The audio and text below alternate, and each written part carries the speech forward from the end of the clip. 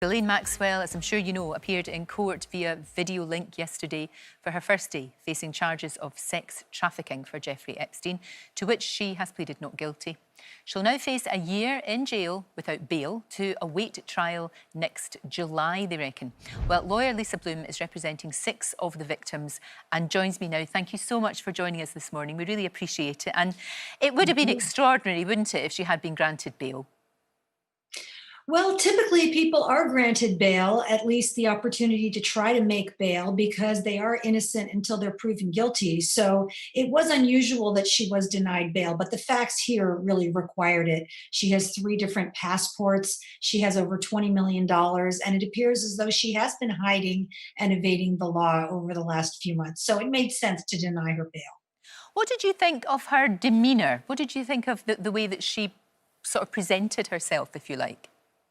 Well, from what I saw, she cried at the end when bail was denied because she probably knows that means she's going to be incarcerated at least until trial, as you say, at least 1 year, and maybe for the rest of her life, maybe for decades. And so I'm sure that was real. The consequences of her actions are catching up to her. Why are we waiting or having to wait for a whole year for that? Is that quite usual to wait for a year for a trial like this? It's the most aggravating part of what I do, the slow turning of the wheels of justice. Yes, it is common to get a trial date a year out, and I can tell you with COVID slowing everything down in the courts, it could be quite a bit longer than that before she gets to trial. And so far, the reaction from the women that you represent to the fact that she has been charged, how are they feeling now? Well, as you say, I represent 6 women who allege that they were abused by Jeffrey Epstein, and one of those also has claims against Ghislaine Maxwell for sexual abuse. And she was really upset and traumatized at the mere mention of Ghislaine Maxwell's name.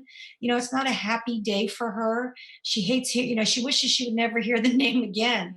But she is pleased that the wheels of justice do seem to be turning and that the courts are finally taking this seriously. It's been decades that these victims have been trying to get justice. Well, as we said, we know that she's going to be in jail until July in remand. We do know what happened to Jeffrey Epstein in jail, that he took his own life. Although some, I'm sure you know of the conspiracy theories, some say that he was murdered. That's out there. Enormous pressure on the authorities to make sure that she actually stays alive, that she will go to trial. Well, yes, absolutely, because my clients were devastated when Jeffrey Epstein was allowed to escape justice by taking his own life, if that's what happened, as you say. There's a lot of suspicion around that. And so, of course, they should keep a close eye on her. And frankly, they should keep a close eye on everyone who's incarcerated to make sure that they're doing okay, that they're not taking their own life. We have the camera technology.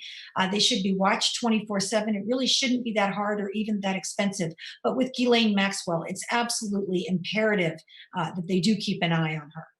Do you think, though, ultimately she will be in a courtroom? Because there are people are saying she could cut a deal if she decides to sing like a canary. There could be plea bargaining. All of this. What's your gut feeling?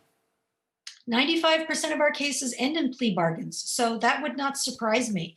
But I don't think at this stage the prosecutors would give her a deal if it did not include very serious prison time. And I don't think she would accept that at this point.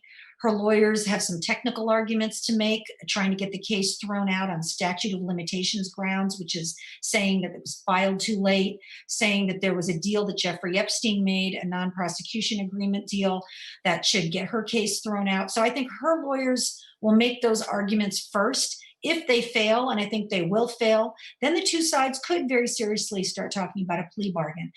I know a lot of people think that Ghislaine Maxwell is going to sing like a canary and talk about other powerful people, and that's why she was arrested. I don't really agree with that. I think she was the primary target. She was arrested for her own actions, which were very significant over decades, affecting scores of girls and young women.